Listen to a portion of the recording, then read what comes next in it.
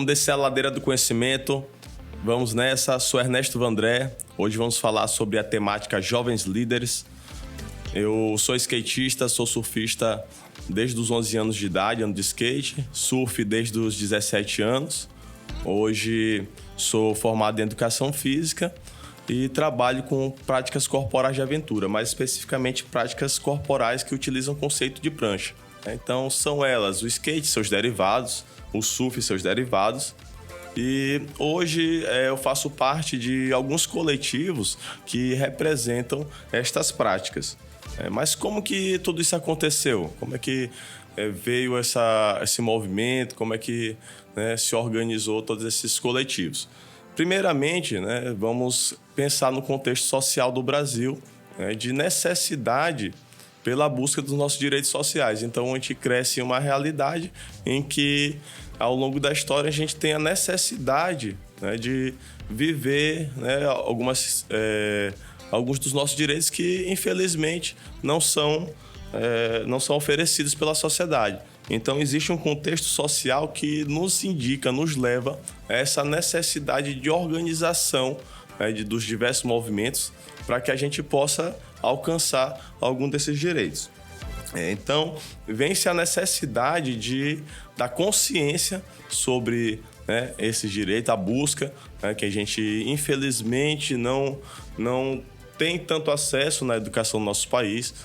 Sabe que a educação do nosso país, ela, infelizmente, vive grandes anos de atraso, então é um dos nossos maiores desafios.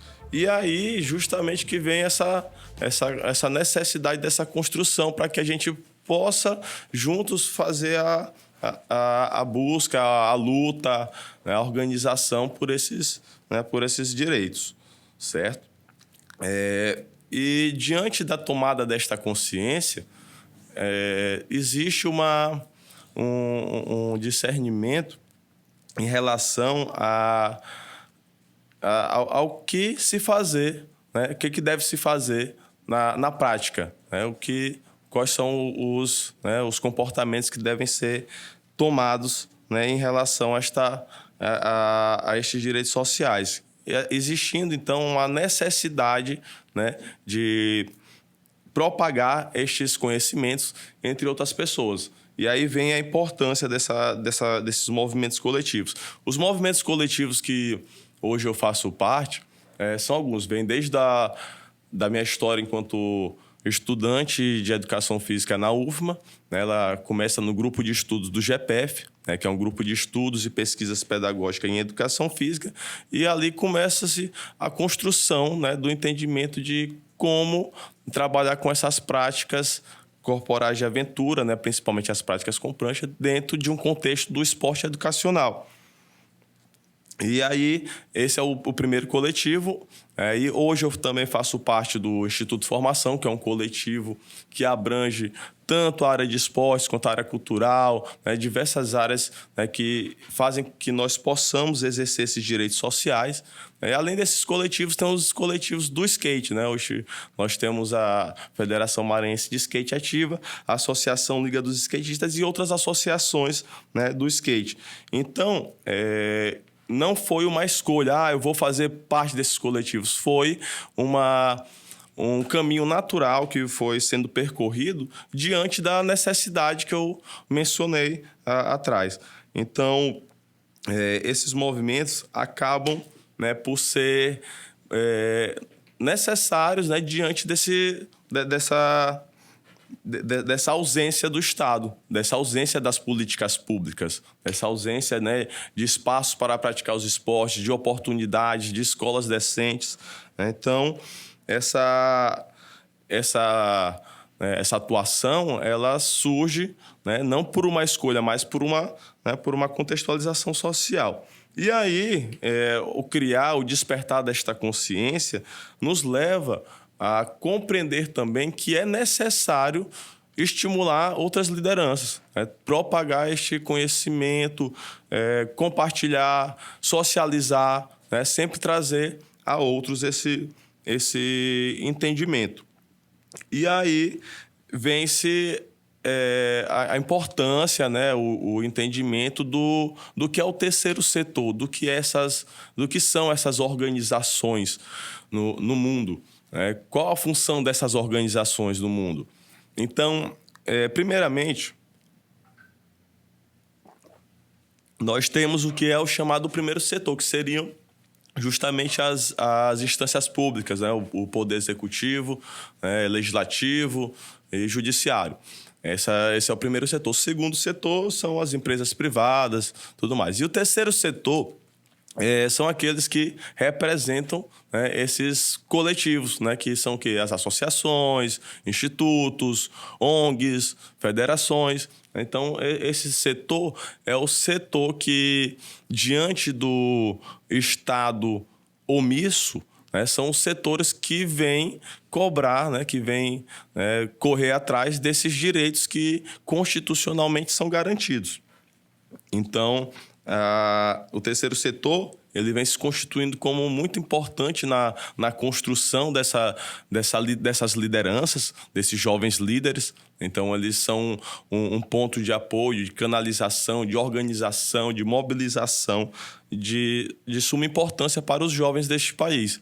Que aí a gente consegue manter a conexão entre o conhecimento tradicional daqueles que já militam, já trabalham há muito tempo, né, nessa perspectiva de alcançar os direitos sociais, e faz com que exista essa conexão de compartilhar entre aqueles que já fazem parte e os que estão chegando no movimento, que estão, né, tomando consciência dessa necessidade de organização, certo? E aí, o que fica de mensagem, né, o que é muito importante, que eu quero deixar de mensagem para todos os jovens do mundo, do Brasil, que sirvam de fonte de inspiração para outros jovens, que estimulem a liderança, que trabalhem pelo coletivo, né?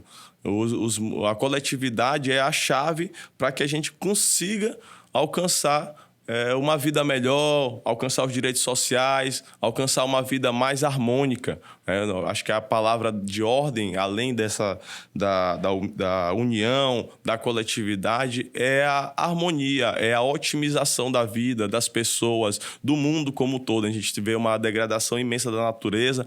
E aí nós temos que repensar a vida como um todo para que a gente possa ter uma vida mais equilibrada, mais harmônica, e essa liderança, né, os jovens líderes são muito importantes nesse movimento como um todo. Então, a mensagem que fica é de coletividade, de humildade, de harmonia e de otimização e de respeito à vida. Então, ser jovem líder é muito importante, e hoje sinto-me muito grato por fazer parte destes coletivos. E o sentimento, né, como eu mencionei, é de gratidão. É de gratidão sempre, de poder compartilhar com outras pessoas o conhecimento, de interagir, de aprender juntos. Então, ser jovem líder é o movimento da vida, é o movimento de interagir com as pessoas, é o movimento de se organizar, de repensar a vida. Ser jovem líder é viver a vida da melhor forma possível, né, dentro da coletividade. Lembrando-se que todos vivemos em um mundo que precisamos um do outro. Então, nós temos alguns desses exemplos, né, de jovens líderes nas organizações que nós trabalhamos. No Instituto Formação, nós temos alguns monitores nos interiores, né? E nesse processo de formação desses monitores, a gente leva esse conhecimento, a gente leva esse compartilhamento para esses jovens líderes dessas cidades, e também faz com que eles estejam aptos a estimular as crianças desses municípios. Então, desta forma, ser jovem líder é um compromisso social, é uma responsabilidade, é uma necessidade. Então, a mensagem que fica, né, sobre jovens líderes é justamente essa responsabilidade de cooperação mútua, né, com a vida, com as pessoas, e com a natureza e com o mundo. No mais, agradecer, né, pela oportunidade de compartilhar um pouco deste pensamento e coloco-me à disposição. Muito obrigado, né, por gravar este podcast. Espero que continuem a ouvir. Temos temáticas muito interessantes na sequência. Não percam, vamos nessa, descendo a ladeira do conhecimento, de skate, de prancha, da melhor forma possível. O importante é aproveitar da melhor forma e não esqueçam, vamos estimular a coletividade sempre. Grande abraço a todos.